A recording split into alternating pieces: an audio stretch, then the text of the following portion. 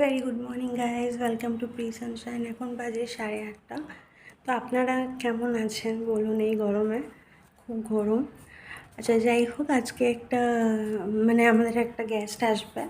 সেটা হচ্ছে নীলাদ্রির office colleague, আর তার ওয়াইফ আর তার মেয়ে আসবে। তো আমারও ফ্রেন্ড হয়ে গেছে। যাদের বাড়ি গেছিলাম, যাদের বাড়ির বালকনিতে একটা সুইং ছিল, তো ওরা আসবে।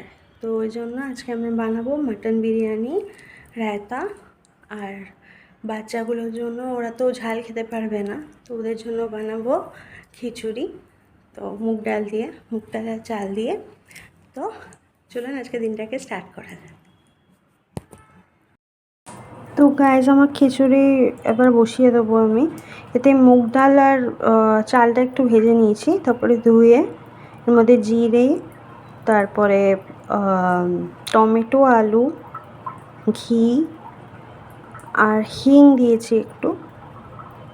তো ওই দিয়ে এবার আমি আর জল দিয়ে, এবার আমি নুন মিষ্টি দিয়েছি, তারপরে জল দিয়ে আমি বসিয়ে দেবো। সো গাইজ, আমি এখানে বিরিয়ানির চাল নিয়ে নিয়েছি, 2 কৌটো চাল নিয়েছি, 5টা এলাচ, দারচিনি, লবঙ্গ, জয়িত্রী, জায়ফল, তেজপাতা। এবার এটাকে একটু নুন দিয়ে, 1 চামচ নুন দিয়ে এবারে ভাতটাকে আমি করে নেবো। সো গাইজ, এখানে মাটনটা সেদ্ধ করা হয়ে গেছে, মাটন আর আলু।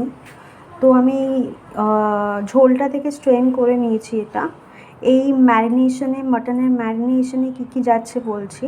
দই যাচ্ছে, কেওড়া জল যাচ্ছে, নুন, একটু হলুদ, একটু রেড চিলি পাউডার, বেরেস্তা, আর জিঞ্জার গার্লিক পেস্ট, আর বিরিয়ানি মশলা।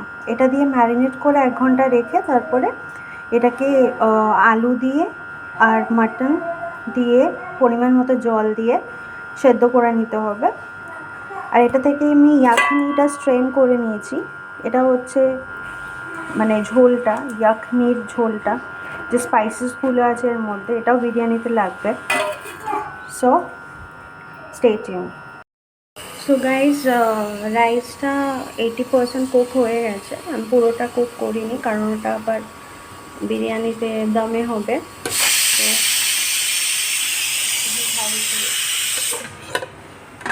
আমার খিচুড়িটাও হয়ে গেছে, এবার আমি বন্ধ করে দেবো।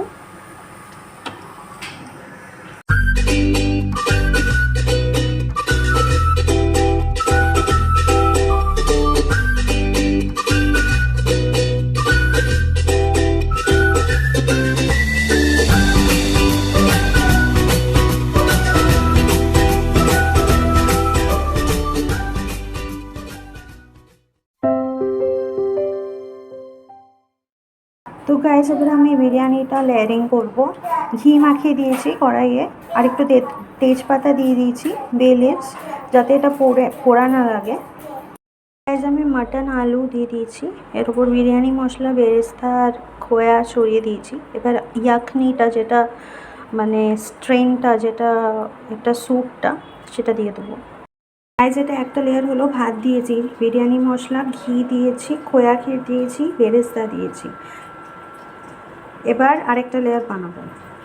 গাইজ, এই লাস্ট লেয়ারে ভাত দিয়েছি, বেরেস্তা দিয়েছি, ঘি দিয়েছি, একটু বাটার দিয়েছি, আর বিরিয়ানি মশলা দিইনি, এটাতে খোয়াও দিইনি। আর দুধে যে ভেজানো কেশর আর কেওড়া জল আর বিরিয়ানি ফ্লেভার, যে মিঠা আতর, ওই দুধটা দিয়ে দিয়েছি। এবার এটা ফয়েল দিয়ে র্যাপ করে নেব।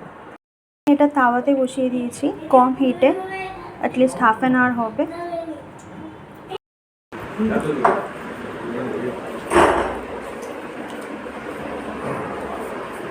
হাই বল। হাই।